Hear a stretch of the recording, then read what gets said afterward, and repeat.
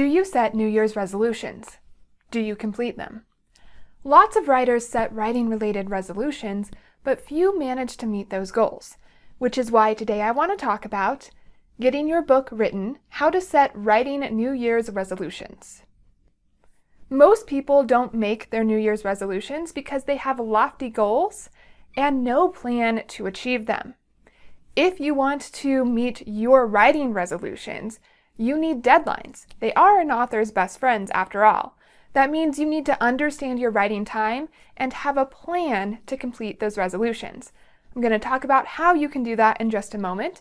If you hang on until the end of this video, I will share with you a free timeline of a book, which will help you figure out when you should be drafting, revising, working on publishing, all of the different pieces of your book. This is Ignited Ink Writing, a channel dedicated to helping authors like you transform your writing so it lingers with your readers, because writing that lingers gets remembered and recommended to others. I'm Caitlin Burvey, award-winning author, editor, and creative writing instructor. Let's start with, when can you write? You are much more likely to complete your writing goals if you set deadlines for them and devote certain blocks of time to them. But before you can do that, you need to understand when you can realistically write each day or each week. So think about your daily schedule. When do you have time to write? Can you get up early and write before everyone else in your household? What about during lunch or after your kids have gone to bed?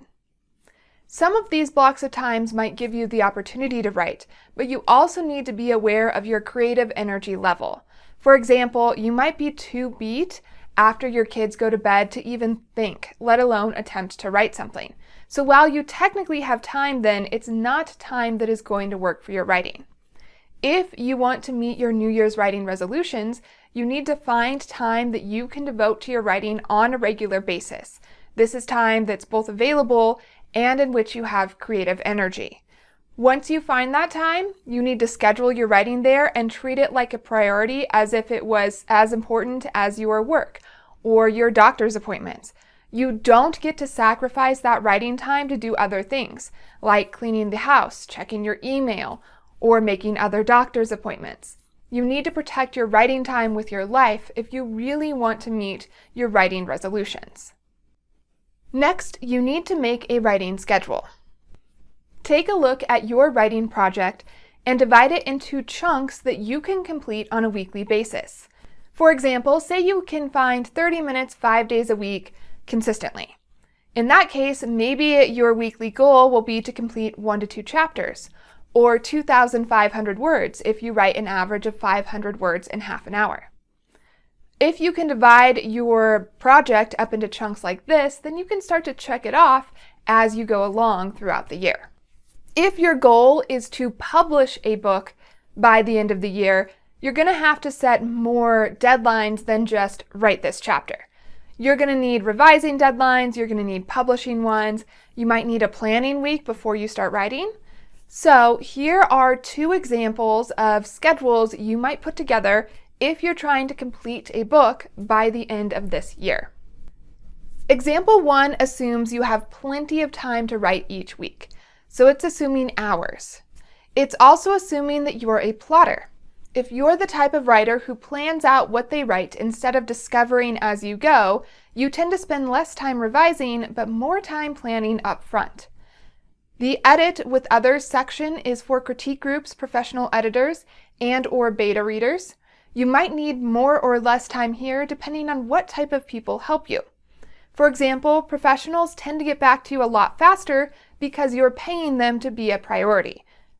The final section doesn't have a set amount of time because it depends on your path to publication.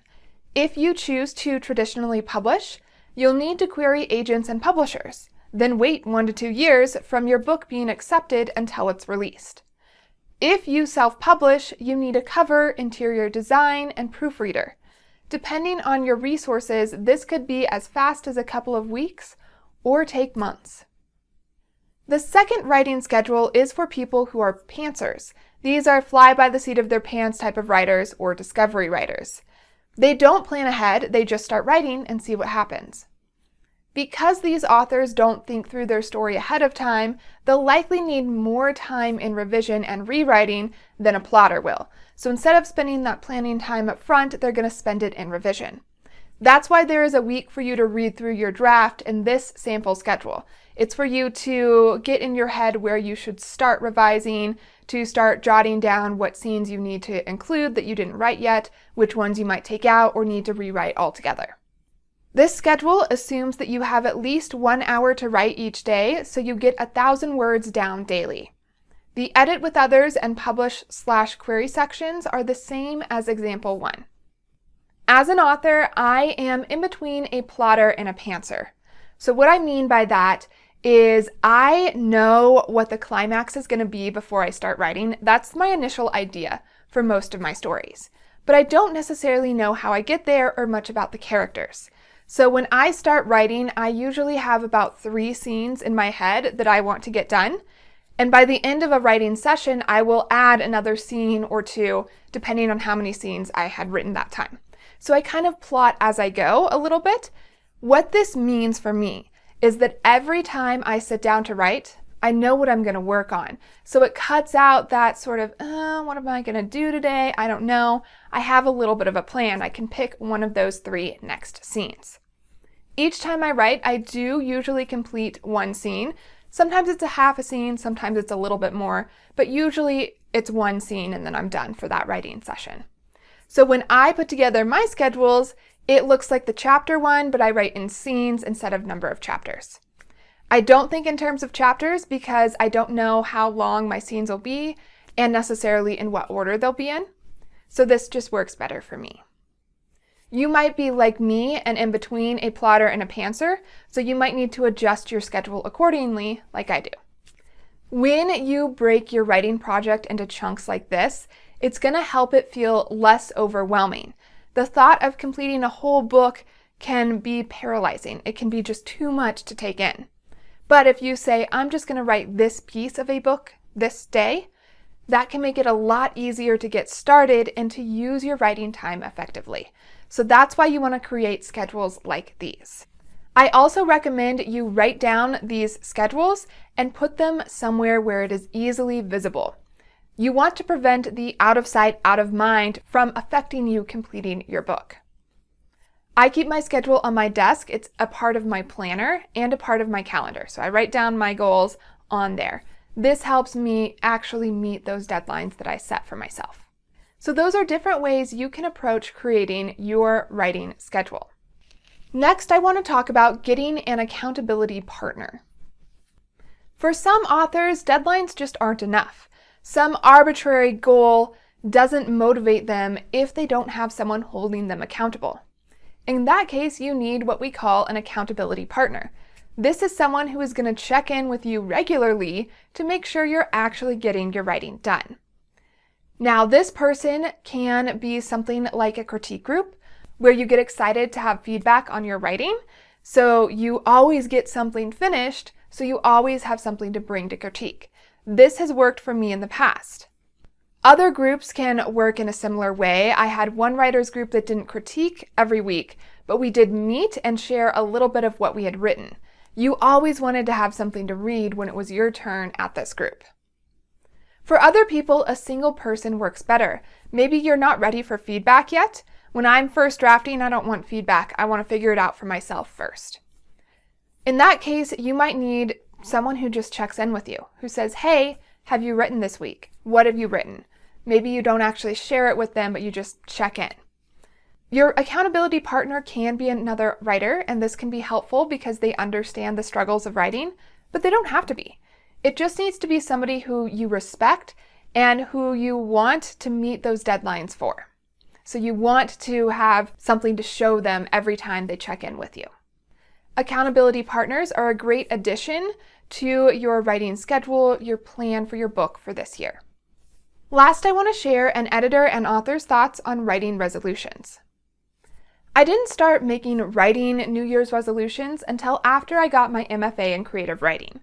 Up until that point, anytime I made a New Year's resolution, it was some sort of broad goal for the year. For example, my best friend and I made a New Year's resolution one year to be bold because we were both really shy in college and we wanted to get over that. Another year, my resolution was to be better about staying connected with people from different parts of my life, so I worked on that. But the thing about those goals were they weren't easy to measure. Really, I was the only one who could determine if I had met them or not. A book and writing goals are not like this. They're more concrete and they're easier to measure. You either have a book by the end of the year or you don't, which is why you really need a plan to complete them. Now that I have started making writing New Year's resolutions, I do also want to remind you to be realistic. When I first did this, my goals were way too big for someone who is working full time. I had to scale them back a little bit and take a much harder look at my writing time, which is why I wanted to start there with you today. So make sure that whatever goals you're setting are something that you can actually achieve. And even if your writing goals are something simple, like I just want to write more, well, what does write more mean to you? Define that. Does write more mean you want to finish a short story, a flash fiction piece, or maybe a poem once a week? Does it mean that you want to write more days out of that year than you don't write? In that case, you'll need to keep track of that in some way. Whatever your writing goals are, make sure you find time to complete them and a plan. What are your writing resolutions for this year? Share them in the comments below. Mine is to finish my next fiction book and that point of view book that I've been working on. For more tips on completing your writing goals and improving as an author, subscribe to Ignited Ink Writing, a channel dedicated to helping authors like you transform your writing so it'll linger with your readers. Because writing that lingers gets remembered and recommended to others. I'm Caitlin Burvey, award-winning author, editor, and creative writing instructor. To find out more about me, go to ignitedinkwriting.com. That's where you will find a free timeline of a book, which will help you better understand when you should be worried about drafting, revising, marketing, publishing, all of the pieces of getting your book out into the world. That's also where you will find my editing services and speaking engagements. And if you want to see some of my writing, to see how I tackle these goals, go to caitlinburvey.com. That's where you will find my book, When Magic Calls, a collection of modern fairy tales, as well as my other writings and book-related products. And now it's your turn to articulate your writing resolutions, to make sure you have time set aside to complete them every week, and to give yourself deadlines to make sure you finish your writing project this year and ignite your ink.